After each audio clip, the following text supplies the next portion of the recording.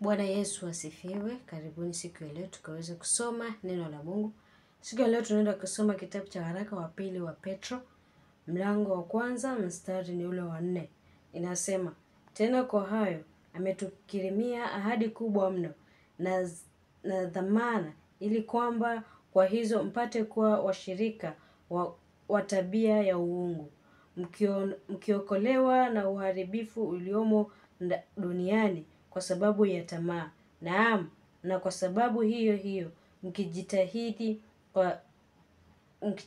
sana kwa upande wenu, katika imani yenu tieni na wema, na katika wema wenu maarifa, na katika maarifa yenu kiasi, na katika kiasi chenu saburi, na katika saburi yenu utauwa, na katika utauwa wenu upendano wa ndugu, na katika upendano wa ndugu upendo.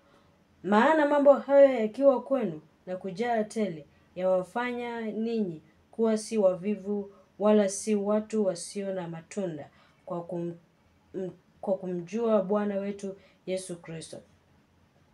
Maana yeye asiyekuwa na haya ni kipofu, hawezi kuona vitu vilivyo mbali,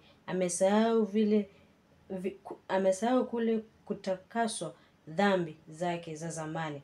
Kwa hiyo ndugu, jitahidi zaidi kufanya imara kuitwa kwenu na uteule wenu, maana mkitenda hayo hata jikwaa kamwe, maana hivi mtazungukiwa kwa ukarimu kuingia katika ufalme wa milele wa Bwana wetu Mwokozi wetu Yesu Kristo.